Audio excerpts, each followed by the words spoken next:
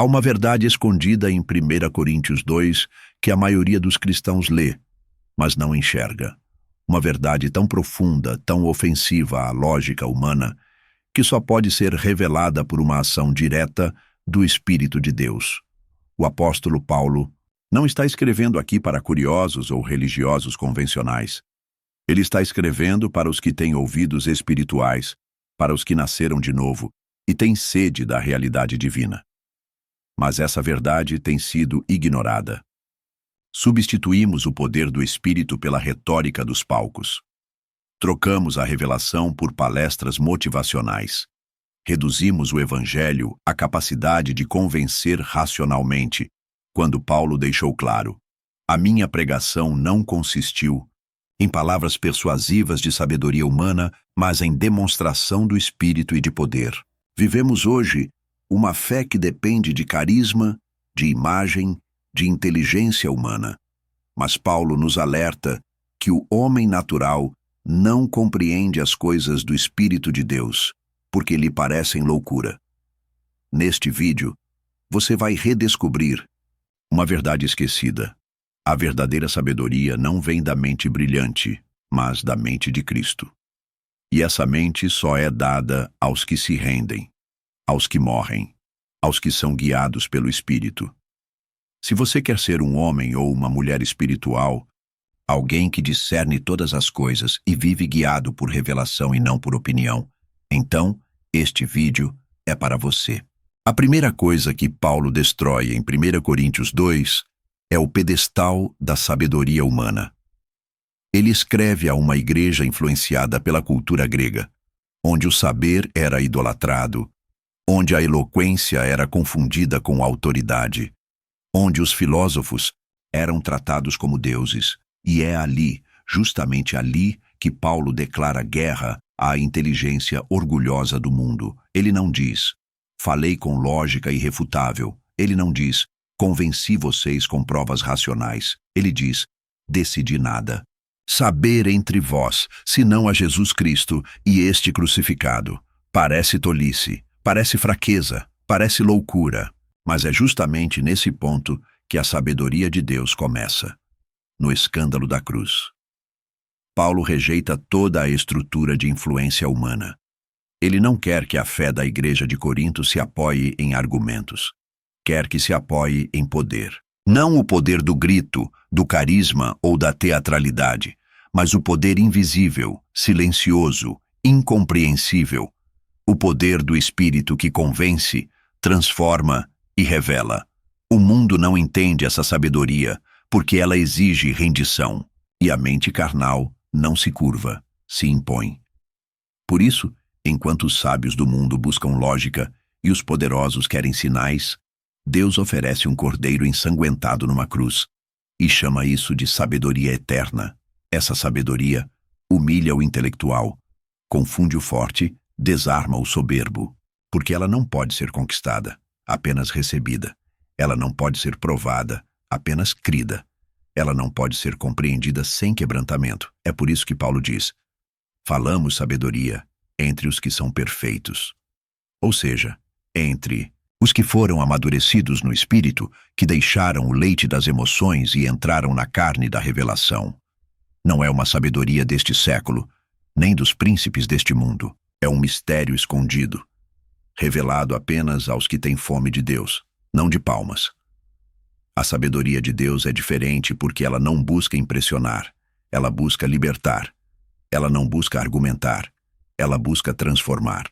E essa transformação começa no escândalo da cruz, onde toda a lógica humana morre e toda a glória vai para Deus. Paulo está dizendo: o centro da fé cristã não é um argumento, é uma crucificação. E quem não morrer com Cristo, nunca poderá compreender o que ele está revelando. Por isso o mundo ri. Por isso os sábios desprezam. Por isso tantos abandonam a fé. Porque querem entender antes de crer. Mas o reino exige o contrário: crer antes de entender. O espírito de Deus não é um professor acadêmico. Ele é um fogo que queima o orgulho. Ele não entrega diplomas, ele entrega corações quebrantados. E é a esses corações que ele revela a sua sabedoria. O mundo não entende e nunca vai entender, porque essa sabedoria não é ensinada em universidades, nem decorada em livros. Ela é soprada nos ouvidos dos que oram no secreto. É revelada nos vales escuros da alma. É acesa nas madrugadas de rendição. É dada aos que confessam: eu nada sei se o Senhor não me ensinar. Essa é a verdade ignorada. Essa é a sabedoria oculta. E ela está em 1 Coríntios 2. O mundo a rejeita porque quer controle, visibilidade e reconhecimento. Mas Deus a oferece a quem tem fome, a quem tem sede, a quem está disposto a ser humilhado para ser exaltado. Essa sabedoria não constrói impérios humanos. Ela constrói santos, não dá fama, dá cruz. Não enche templos, enche corações. Por isso que Paulo não confiou em si mesmo. Não confiou em sua oratória. Não confiou em sua bagagem. Ele confiou no Espírito. E por isso sua mensagem atravessa séculos e ainda arde como fogo. Se você quer essa sabedoria, prepare-se para perder status. Prepare-se para ser chamado de louco. Prepare-se para ser rejeitado pelos homens. E aceito por Deus, porque a sabedoria de Deus começa onde a sabedoria do mundo termina, aos pés da cruz. A verdade central de 1 Coríntios 2 não é apenas que a sabedoria de Deus é diferente da do mundo, é que ela só pode ser acessada pelo Espírito Santo. Paulo vai além da negação da lógica humana. Ele afirma uma realidade ainda mais escandalosa. Os olhos não veem, os ouvidos não ouvem, e o coração humano não consegue sequer imaginar o que Deus preparou para os que o amam. Essa é uma barreira absoluta à carne. Não importa o quanto alguém estude, ouça sermões ou memorize versículos, se o Espírito não revelar, tudo permanece selado. Paulo está nos confrontando com uma dependência total, não parcial, total. Mas Deus nos revelou pelo seu Espírito. É essa frase que muda tudo. O Espírito Santo não é um acessório da fé. Ele é o agente da revelação. Sem ele, tudo é letra, tudo é ritual, tudo é aparência. Mas quando ele sopra, a letra ganha vida, o ritual vira comunhão e a aparência se desfaz diante da glória de Deus. É ele quem revela o que os sentidos não percebem. É ele quem abre os olhos que nasceram cegos. É ele quem escancara o invisível, que grita ao coração aquilo que os ouvidos nunca captaram. Ele revela, não aos mais inteligentes, nem aos mais experientes, mas aos mais quebrantados. Porque a chave da revelação não está no intelecto, está no espírito habitando um vaso rendido. A palavra se torna espada apenas quando o espírito a empunha. E a fé se torna vida apenas quando o espírito a vivifica. Paulo diz que o Espírito sonda todas as coisas, até os profundos de Deus. Pense nisso. Você não consegue sondar o coração de outra pessoa, não consegue prever o que vai acontecer amanhã. Mas o Espírito penetra as profundezas do próprio Deus. Ele conhece os mistérios eternos, os segredos do Pai, os planos selados nos céus. E ele deseja revelar isso a você. Isso não é privilégio de elite espiritual. Não é reservado aos apóstolos do primeiro século. É uma promessa viva para todos os que têm o Espírito. Paulo está dizendo: você pode viver por revelação. Pode ser guiado não por palpites, mas por instruções celestiais. Pode enxergar o que ninguém vê, ouvir o que ninguém ouve, entender o que ninguém compreende. Não porque é especial, mas porque o Espírito habita em você. Mas há uma condição. O Espírito não revela a quem busca glória própria. Não revela a quem quer controle. Não revela a quem despreza a cruz. Ele se manifesta aos que dizem: eu sou fraco, fala tu, Senhor. A revelação do Espírito é contrária à lógica moderna, que idolatra a informação. Queremos tudo, explicado, tabelado, provado, mas o Espírito não se curva à nossa demanda por evidências. Ele não responde a quem exige. Ele sussurra aos que se ajoelham. Ele não se manifesta em debates. Ele se revela no secreto. Você quer ouvir Deus? Não basta estudar. Não basta ouvir pastores. Não basta consumir conteúdo cristão. É preciso silenciar. É preciso esperar. É preciso descer. Porque assim, voz do Espírito não compete com os barulhos do mundo. Ela habita o silêncio dos rendidos. É por isso que tantos não ouvem. Porque ainda amam demais o barulho, a pressa, a opinião dos homens. Mas há um povo, há um remanescente que ainda ora com fome, que ainda jejua com sede, que ainda se cala para ouvir o que os olhos não veem. E a esses, o Espírito revela o que está escondido desde a eternidade. Quando Paulo diz que nem olhos viram, nem ouvidos ouviram, nem subiu ao coração do homem o que Deus preparou para os que o amam, ele está nos chamando à esperança. Há mais, muito mais. E esse mais não está nos livros, nem nos palcos, nem nas luzes, está no Espírito, e ele está disposto a revelar. Mas só revela aos que amam, não aos que discutem, não aos que criticam, aos que amam. Se você ama a Deus, você tem acesso ao invisível. Se você se entrega ao Espírito, você será guiado pela revelação. E se você crer, verá o que o mundo jamais verá. O plano eterno de Deus se revelando no seu espírito. Você quer saber por que tantos rejeitam a revelação de Deus, mesmo frequentando igrejas, lendo a Bíblia e falando de fé? É porque ela tem uma porta estreita, a cruz.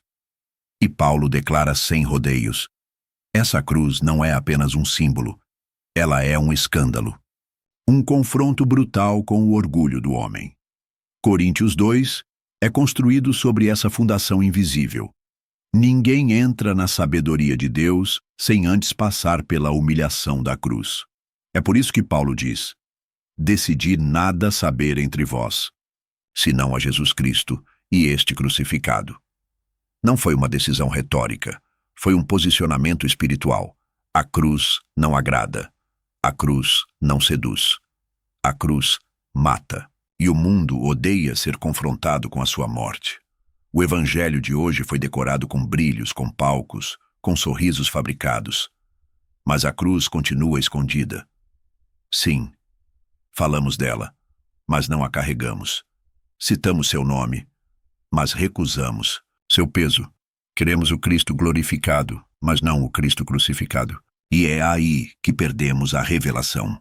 Porque a sabedoria de Deus está oculta na cruz, escondida onde ninguém quer procurar. Por isso, ela é ignorada. Por isso, ela é escandalosa. Porque para acessá-la, o homem precisa morrer para si. Precisa abrir mão da razão que idolatra, da imagem que protege, do prestígio que alimenta.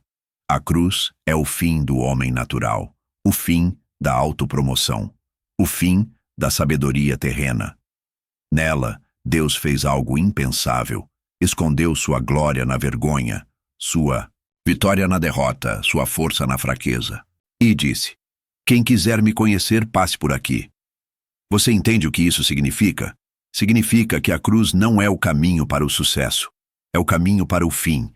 E só quem aceita morrer com Cristo é que pode viver nele. Só quem perde a própria sabedoria pode receber a de Deus. Só quem é humilhado pode ser exaltado. Paulo sabia disso, por isso recusou os aplausos dos gregos, as honras dos intelectuais, as estratégias dos líderes religiosos.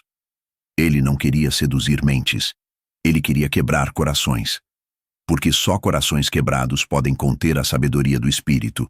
E, hoje temos púlpitos ocupados por homens que nunca passaram pela cruz, que falam de Jesus, mas nunca morreram com ele, que citam Paulo, mas não carregam sua dor, que pregam sobre o reino, mas ainda vivem para si. E é por isso que o povo continua vazio, porque a sabedoria que salva ainda está escondida na cruz. É por isso que a cruz precisa voltar para o centro, não como decoração, não como símbolo, mas como escândalo, como humilhação santa, como porta estreita, porque não existe sabedoria sem cruz. Não existe revelação sem rendição. Não existe espírito sem morte do eu. Você quer a mente de Cristo? Comece na cruz. Você quer discernir espiritualmente? Morra para o orgulho. Você quer ser usado por Deus? Aceite ser quebrado por Ele. A verdade ignorada de 1 Coríntios 2 é que a cruz não foi apenas o meio da salvação. Ela é o modelo da revelação. O Espírito só sopra em corações crucificados. O entendimento só se abre para os que abandonam o trono do próprio saber. Por isso, Paulo não tinha medo de parecer fraco. Ele sabia que a fraqueza do homem é o palco da força de Deus. Ele sabia que a cruz que escandaliza os sábios é a mesma que ilumina os filhos. Ele sabia que a morte que assusta os carnais é a mesma que gera vida eterna nos espirituais. A cruz é a porta estreita pela qual passa todo aquele que deseja conhecer a sabedoria oculta de Deus. E se você não passar por ela, vai continuar vendo, mas sem enxergar, ouvindo, mas sem entender, citando versículos, mas vivendo como um homem natural. Porque sem cruz não há revelação, sem morte não há vida, e sem escândalo não há glória. Você já tentou explicar algo profundamente espiritual para alguém e percebeu que, por mais claro que fosse, a pessoa simplesmente não conseguia entender? Como se suas palavras batessem numa parede invisível. Paulo explica por quê. O homem natural não compreende as coisas do Espírito de Deus, porque lhe parecem loucura. 1 Coríntios 2,14. Essa é uma das declarações mais cortantes da Bíblia. Porque ela não diz que o homem natural entende mal. Diz que ele não compreende. E mais, diz que ele acha loucura tudo aquilo que é espiritual. O homem natural está cego, mas é uma cegueira perigosa, porque ele acha que enxerga. Ele argumenta, debate, critica, se acha sensato. Mas, espiritualmente, ele tropeça nas trevas. Ele lê a Bíblia como quem lê jornal. Ouve sermões como quem assiste a uma palestra. Frequenta cultos como quem assiste a um espetáculo. Ele está no templo, mas não está no espírito. Paulo não está falando aqui de ateus. Está falando de pessoas religiosas que ainda vivem da alma e não do espírito. De gente que aprendeu a linguagem da fé, mas nunca nasceu de novo. Que conhece os versículos, mas não conhece o autor. Que faz parte da igreja visível, mas está fora da revelação invisível. Esse é o drama da igreja moderna, cheia de homens naturais que acham que são espirituais. E por que isso acontece? Porque o homem natural ama o controle, e o espírito exige entrega. O homem natural busca lógica. O espírito fala em mistério. O homem natural quer provas. O espírito exige fé. O homem natural busca conforto. O espírito leva à cruz. Por isso, para o homem natural, tudo parece exagero. O quebrantamento parece histeria. O jejum parece fanatismo. A oração em línguas parece loucura. A renúncia parece atraso. A consagração parece alienação.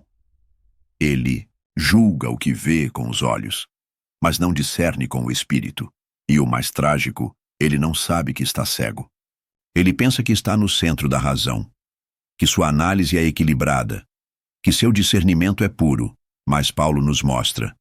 Ele está morto para o que é eterno, está respirando ar terreno, enquanto o céu grita ao seu redor, e ele não ouve nada. É por isso que Paulo é tão enfático. Há dois tipos de homem, o natural e o espiritual.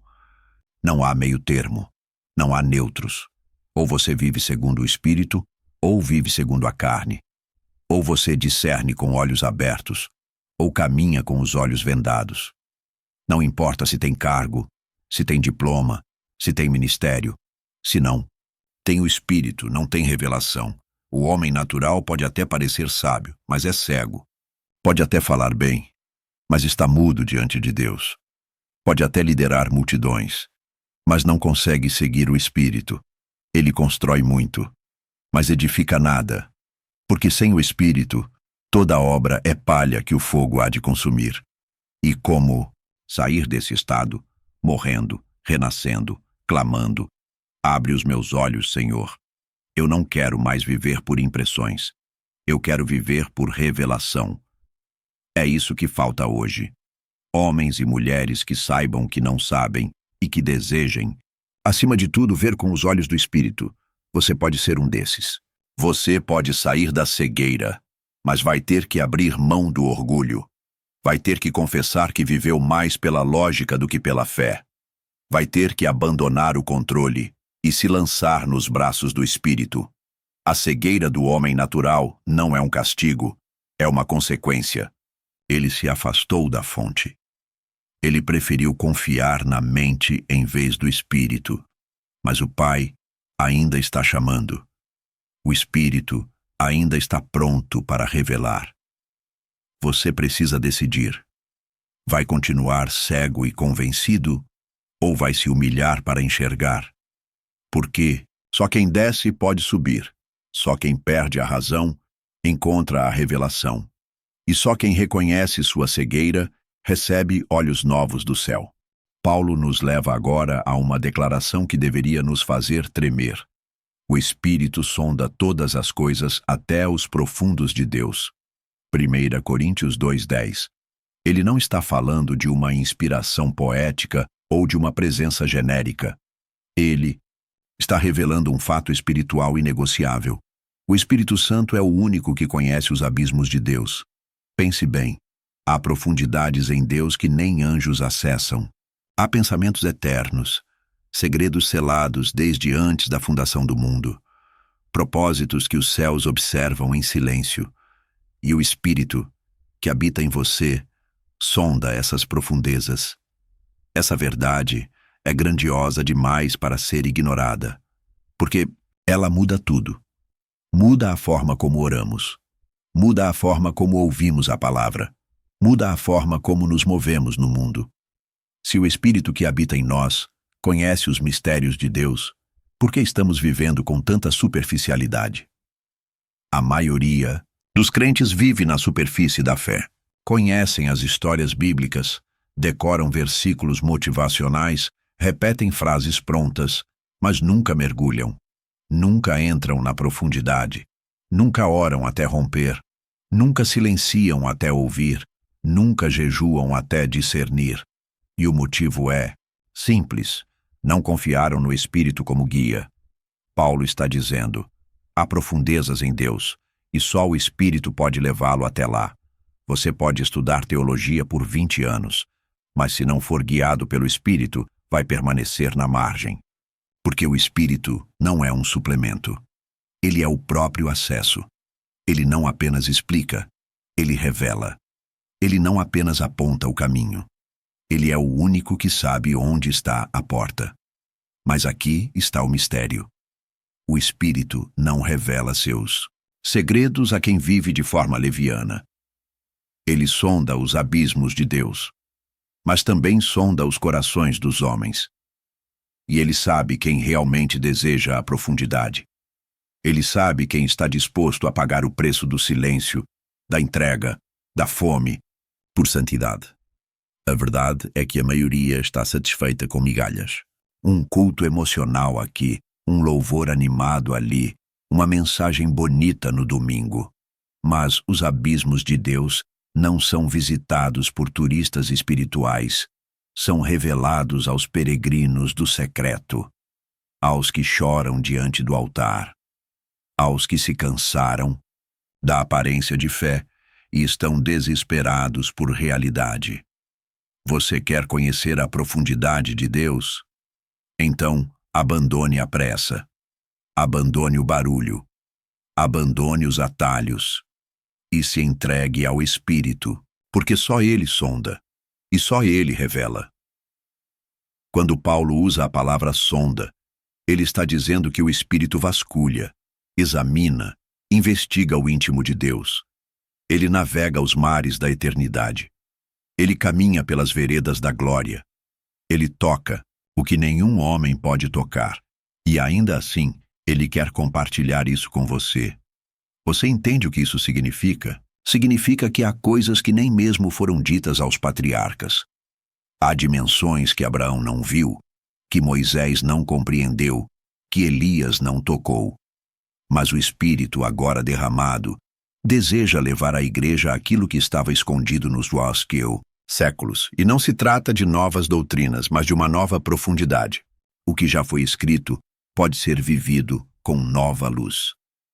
A palavra, que sempre esteve ali, de repente explode em significado quando o Espírito a acende por dentro. É por isso que uns ouvem uma pregação e sentem nada, e outros ouvem a mesma palavra, e são esmagados pelo poder de Deus. A diferença está no nível de rendição ao Espírito. Você quer viver a fé dos profundos ou dos rasos? Quer ser um crente do Espírito ou da alma? Porque o Espírito que sonda os abismos de Deus não se manifesta onde há vaidade, soberba ou pressa. Ele se move onde há fome, humildade e espaço. E a boa notícia? Ele está pronto.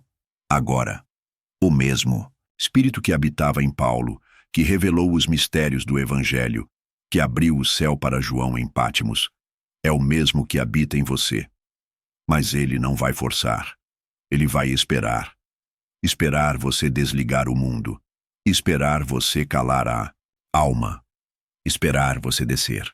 Para então levá-lo aos lugares onde poucos já estiveram, os abismos de Deus.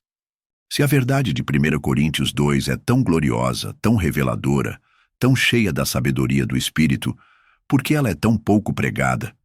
Por que ouvimos tantos discursos sobre sucesso, sobre felicidade, sobre autoestima, mas tão poucas mensagens sobre cruz, humilhação e discernimento espiritual?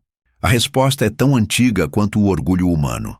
A verdade não dá status. Paulo não era um pregador que buscava seguidores. Ele buscava frutos eternos, e isso o colocou em confronto direto com os interesses humanos. Ele sabia que para pregar a cruz era preciso morrer para o próprio ego. Sabia que anunciar a sabedoria do Espírito exigia rejeitar os aplausos dos homens. Sabia que quem prega a verdade corre o risco de ser desprezado até pela própria igreja. E é exatamente isso que vemos hoje. A verdade revelada pelo Espírito é ignorada não porque seja confusa, mas porque é humilhante. Ela expõe o coração. Ela desnuda as intenções. Ela exige renúncia. E nenhum púlpito que busca aplauso gosta de falar disso, porque a verdade do Espírito não constrói reputação. Ela destrói fachadas. A sabedoria do mundo é feita para impressionar. A sabedoria do Espírito é feita para transformar. Uma se veste de brilho, a outra se cobre de cinzas. Uma busca palcos, a outra floresce no secreto. Uma exalta o orador, a outra exalta Cristo crucificado. É por isso que muitos evitam a verdade espiritual. Ela não rende curtidas, nem status, nem convites para conferências. Ela não viraliza. Ela não gera fama. Ela gera temor. Paulo poderia ter escolhido o caminho mais fácil. Poderia ter adaptado sua mensagem à mentalidade grega. Impressionado os coríntios com sua retórica. Recebido aplausos como um sábio entre os sábios. Mas ele escolheu pregar Cristo. E este, crucificado. Ele sabia que essa mensagem não seria popular. Mas era a única que carregava poder de salvação. Era a única que atravessava o véu da alma e tocava o espírito.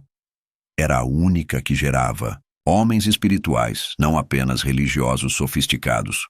Hoje, infelizmente, estamos cercados por pregadores que amam o microfone mais do que amam o altar, que estudam a psicologia das massas, mas não ouvem o espírito no secreto, que decoram fórmulas de persuasão, mas não conhecem os joelhos dobrados da intercessão. E o resultado? Sermões vazios, cultos superficiais, igrejas cheias de movimento e vazias de poder. Porque a verdade espiritual não se prega por conveniência, ela se prega por obediência. E quem obedece ao Espírito terá que abrir mão do reconhecimento humano. Vai ser rotulado, vai ser excluído, vai ser mal interpretado, mas também vai ser cheio de glória, porque o Espírito não habita no status, ele habita no quebrantamento. Paulo escreve: falamos a sabedoria de Deus em mistério, oculta, a qual Deus ordenou antes dos séculos para nossa glória. Note, para nossa glória, não para nossa fama. A glória do homem espiritual é invisível. É a paz em meio ao caos. É a revelação que ninguém entende. É a comunhão com o invisível. Essa é a recompensa de quem prega a verdade. Intimidade com o Espírito. Mas para recebê-la, você terá que dizer não a muita coisa. Vai ter que dizer não ao sistema religioso que vende visibilidade em troca de omissão. Vai ter que dizer não à sua carne que anseia por ser aplaudida. Vai ter que dizer sim à cruz, de novo e de novo e de novo.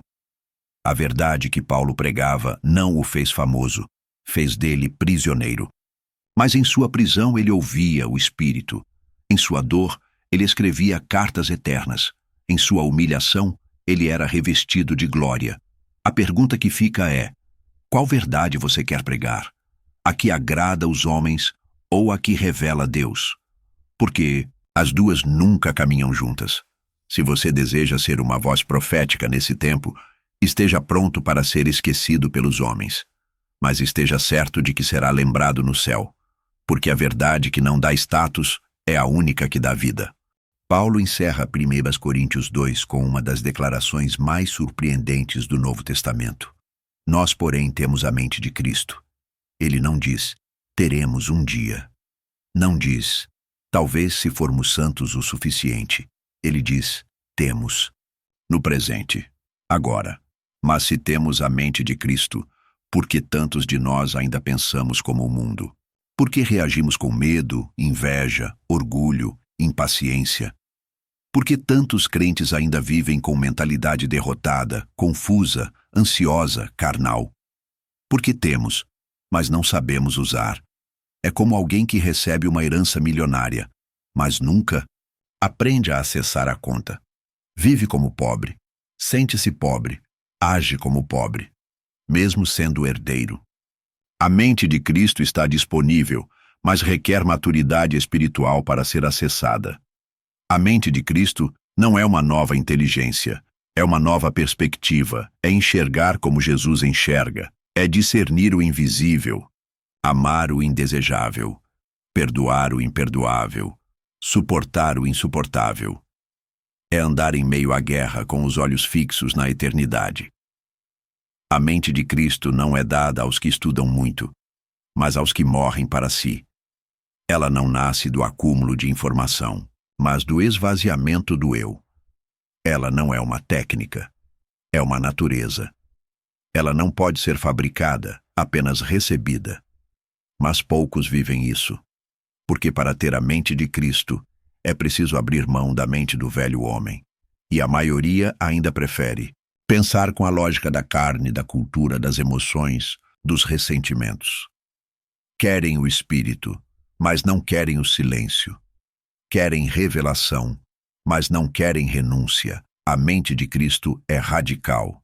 Ela ora por quem persegue. Ela entrega tudo sem esperar nada. Ela escolhe o último lugar. Ela não se defende, não se exalta, não se contamina. Ela está em nós, mas só frutifica onde há rendição total, onde a carne foi crucificada, onde a alma foi purificada, onde o Espírito reina. Paulo termina esse capítulo com um contraste fatal. Quem conheceu a mente do Senhor para que possa instruí-lo? Ou seja, ninguém pode ensinar a Deus, mas, e aqui está o milagre, nós temos a mente dele. O que você está fazendo com essa mente?